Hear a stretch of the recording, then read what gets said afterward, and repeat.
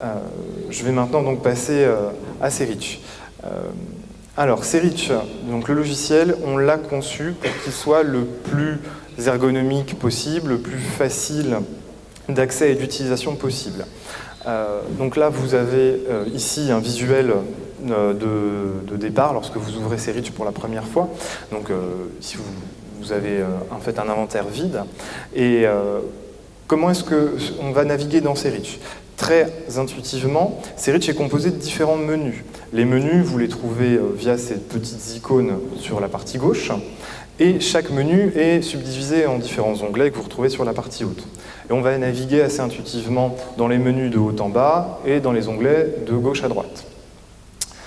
Vous avez en plus ici un petit module qui vous donne de l'information, et ici une série de 4 boutons qui vous permettent eh bien de pouvoir utiliser l'outil le plus simplement possible.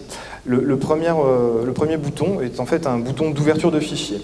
Il faut savoir qu'on a conçu Serich sur un fonctionnement similaire à Word, par exemple. C'est-à-dire que vous avez donc le logiciel et vous pouvez faire X fichiers, donc ce sont des fichiers .ser, ce qu'on a appelé des inventaires.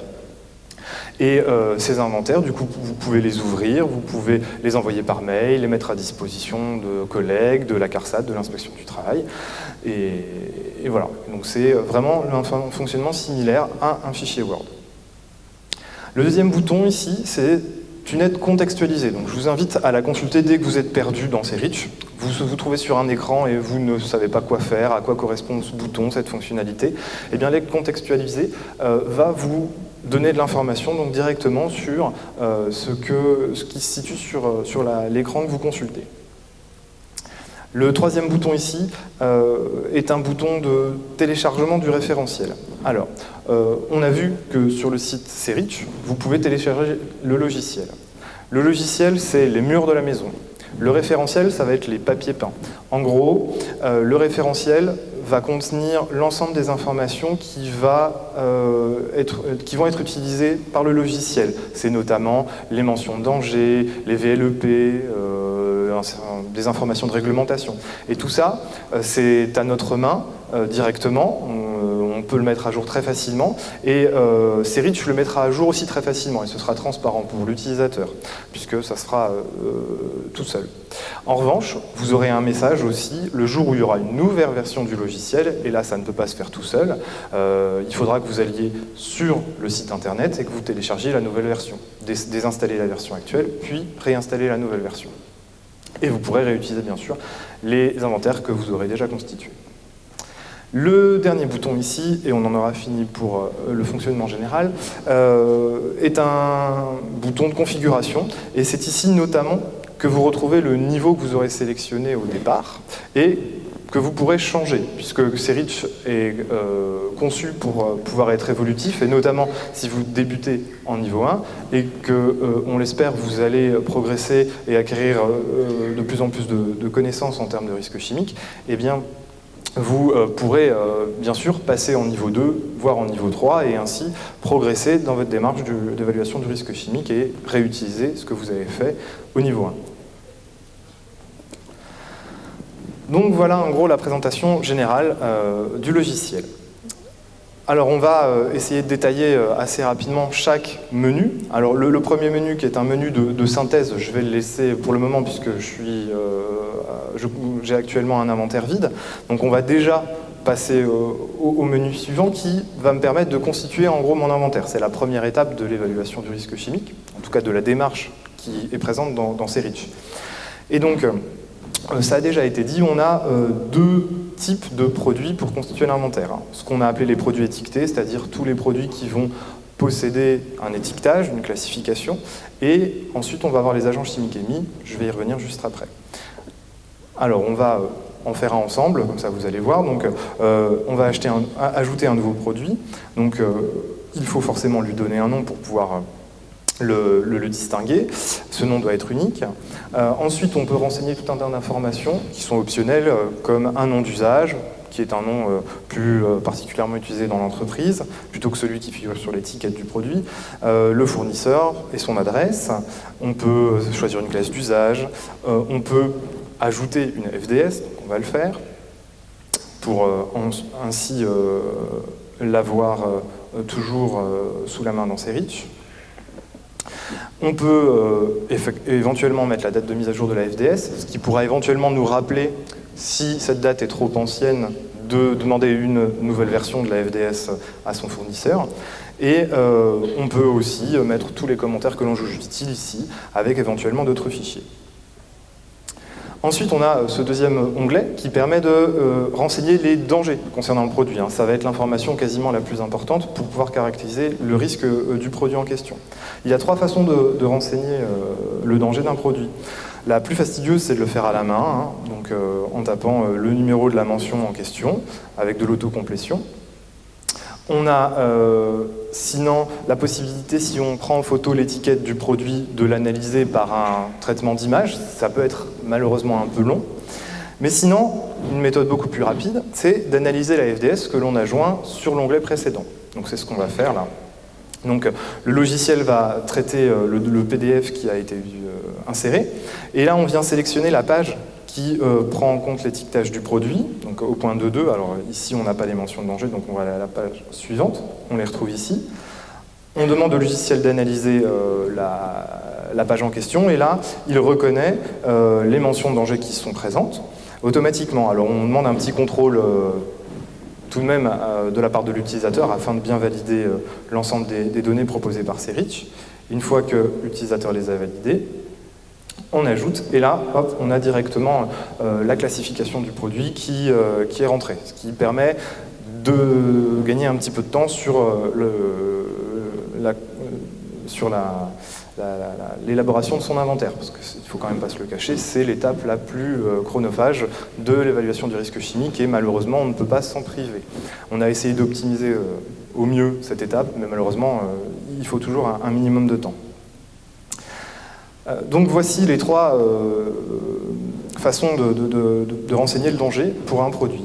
Ensuite, on l'a vu avec Michel précédemment, il y a une autre information qui est indispensable pour évaluer le risque potentiel du produit, c'est ses quantités d'utilisation.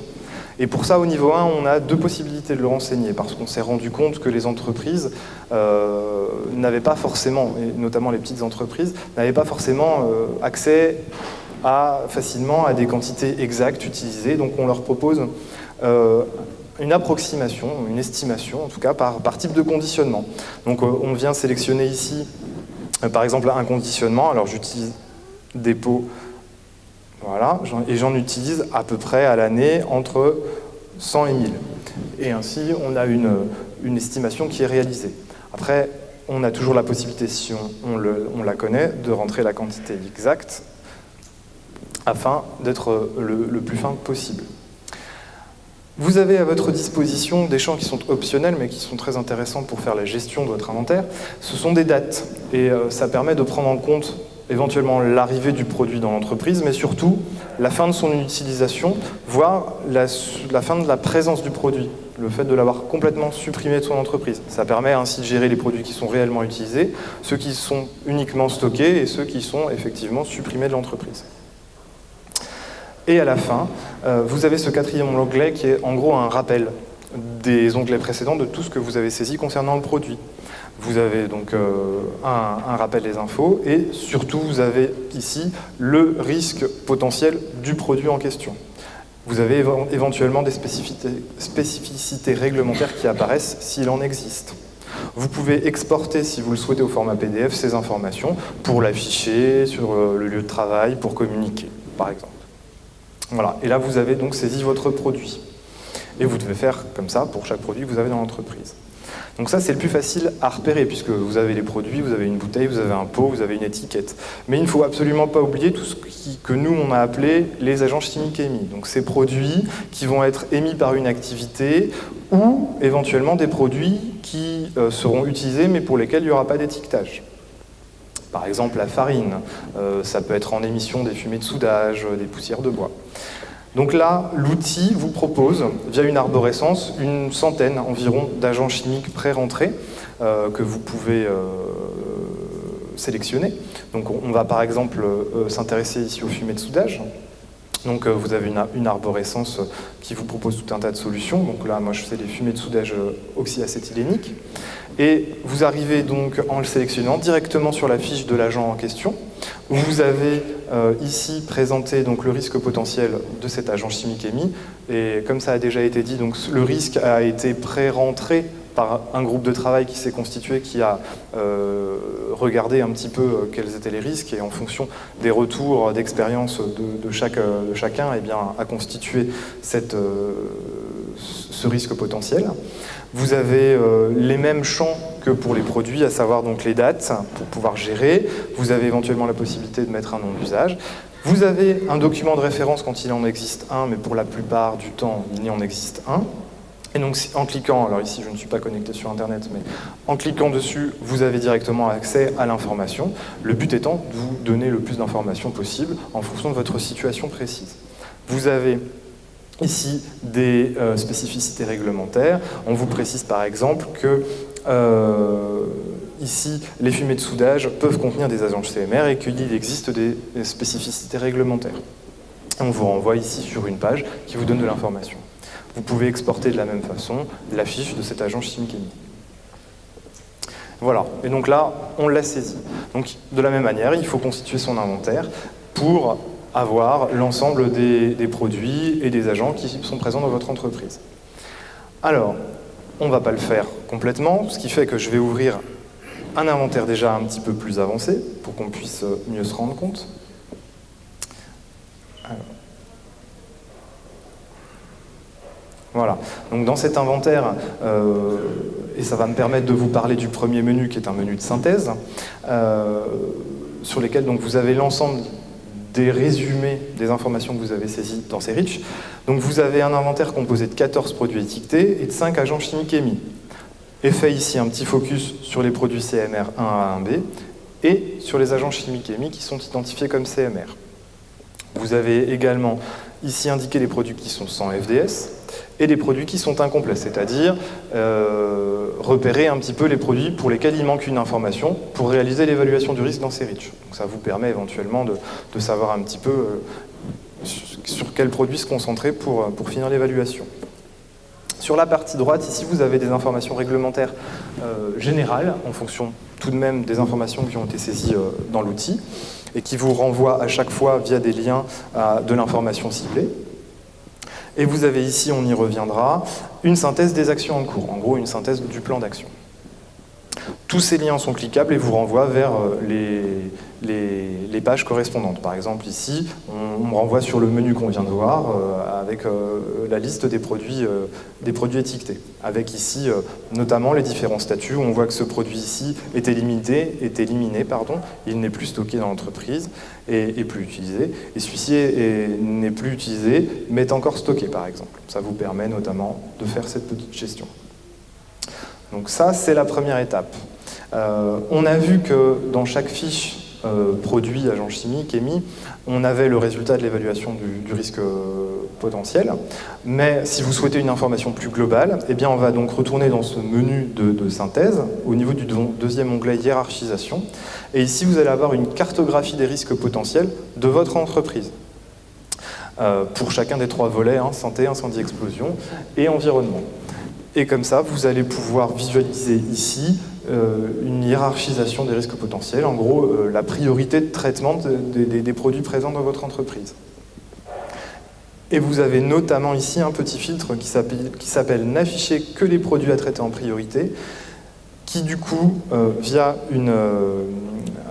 un petit algorithme, vous permet d'identifier vraiment les produits qui posent le plus de soucis, et c'est sur ceux-là qu'il faut se concentrer en priorité.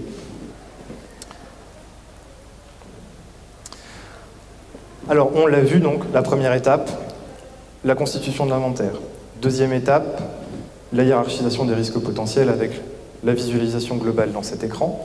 Et la troisième étape, c'est l'évaluation des risques résiduels. Alors, au niveau 1, on va la faire de manière simplifiée. Ça va se passer dans ce troisième menu. Et Michel Avereur vous l'avait dit tout à l'heure, ça va se passer sous forme de questionnaire. Donc il y a 4 questionnaires, un questionnaire général pour évaluer en gros les bonnes pratiques d'hygiène et de prévention dans l'entreprise, et 3 questionnaires spécifiques à chacun des risques évalués dans ces REACH, qui va vous poser des questions plus spécifiques sur les produits qui sont à forte priorité. Et lorsque vous avez répondu à l'ensemble de ces questions, en cliquant sur Terminer, vous tombez, comme par hasard, sur le dernier onglet du menu Synthèse. Et du coup, ces questionnaires et les réponses à ces questions vont vous permettre en fait de vous lister quels sont vos points forts et quels sont vos points faibles en termes de prise en compte du risque chimique dans votre entreprise. Notamment, en fonction des réponses que vous avez faites, CERIDGE vient vous dire que les locaux de travail sont insuffisamment ventilés, parce qu'il y avait certainement une question présente qui vous demandait si, lorsque vous mettiez les produits listés en œuvre, y avait-il de la ventilation ou pas. Et donc là, eh bien, CERIDGE vient vous dire attention, ça semble être un point faible, vous donne de l'information. Ça, donc, 3e étape. Mais la finalité, c'est pas de faire de l'évaluation, c'est bien de mettre en place des mesures. Du coup, CERIDGE vous aide à établir un plan d'action. Ça, c'est le 4e menu, ici. Et ce plan d'action, en fait, est composé et proposé par CERIDGE suivant toutes les informations que vous avez saisies dans l'outil, que ce soit les informations sur les produits, sur les agents chimiques émis, que ce soit les réponses aux questions que vous avez faites. Et du coup, CERIDGE vous propose tout un tas d'actions. Notamment, pour revenir sur la ventilation, le point faible signalé tout à l'heure, CERIDGE vous propose du coup d'améliorer les systèmes de ventilation et de captage dans votre entreprise en vous proposant cette action. Vous pouvez ainsi l'accepter ou la refuser si vous ne la trouvez pas judicieuse. Donc vous pouvez l'accepter, programmer une date de réalisation de cette action. Et ainsi, CERIDGE va vous permettre de suivre un petit peu l'avancement des actions que vous avez programmées. Vous pouvez aussi, en plus des actions proposées, bien sûr, directement créer vos propres actions. Le plan d'action, lui, est également exportable sous format Excel, afin de pouvoir le retravailler si vous le souhaitez et le présenter éventuellement. Donc voici, ça c'était du coup les différentes grandes étapes de l'évaluation du risque chimique dans CERIDGE au niveau 1. En plus de ça, vous avez quelques fonctionnalités supplémentaires. Ça se passe dans les menus, les 3 menus restants. Au niveau de l'exploitation des données, je vous ai parlé tout à l'heure sur l'écran de synthèse d'un focus sur les produits sans FDS. Ils sont rappelés ici, et notamment en sélectionnant le fournisseur qui va bien, vous pouvez avoir un courrier type pour, par exemple, faire la demande des FDS manquantes dans votre entreprise, en le copiant et en le collant dans un courrier, par exemple. Vous avez, dans l'onglet d'à côté, un focus réalisé sur les produits CMR1A1B et sur les agents chimiques émis, afin de mieux les repérer. Et le 3e onglet, on en parlera au niveau 2 et 3, parce qu'il sera plus développé et plus intéressant. Sur l'avant-dernier menu outils et documents, vous avez un éditeur d'étiquettes qui a été fortement demandé pour pouvoir notamment gérer le reconditionnement des produits chimiques. Lorsque on achète un produit conditionné dans un fût de 200 litres et qu'on souhaite l'utiliser dans des bidons d'1 litre, par exemple, on est obligé de le reconditionner. Et du coup, CERIDGE vous propose, via les informations qui ont été saisies au niveau de l'étiquetage, eh bien, de générer une étiquette en fonction de ce qui a été saisi, pour pouvoir les imprimer et les utiliser directement sur les nouveaux contenants. Alors, voilà ce que ça donne.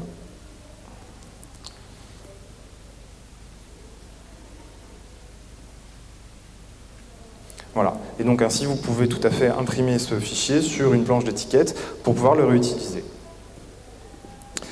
Ensuite, l'onglet Documents de ce menu contient un certain nombre d'informations intéressantes. Vous avez notamment les guides de prise en main, qui sont les documents qui, je crois, sont à disposition dans cette salle. Ce sont des recto-verso qui vous rappellent en gros les grandes étapes de la démarche et comment vous situez dans CERIDGE. Vous avez les documents d'aide en ligne qui sont, ça a été une demande aussi, des documents qui reprennent l'ensemble des informations qui sont dans l'aide en ligne, donc ici, dans cette bulle.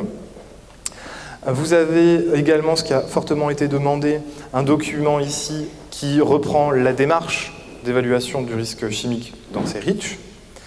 Et vous avez, on en a un petit peu parlé ici, un fichier convertisseur des données qui vont pouvoir notamment reprendre les données de Clarisse. Hein.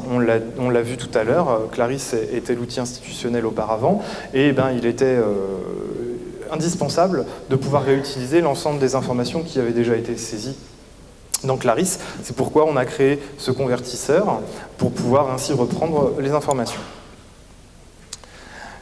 Ce qui m'amène à vous parler du dernier menu, qui est un menu d'import-export, notamment justement pour venir intégrer, importer les informations de Clarisse, mais également exporter via ce menu, sous différentes façons, les informations que vous avez saisies dans ces REACH.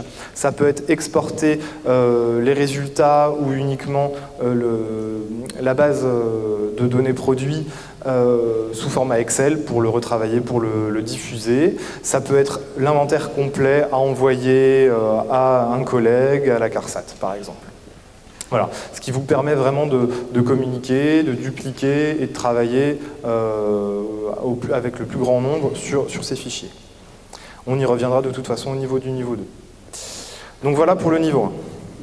C'était intéressant, ça donne envie. On peut applaudir. Voilà.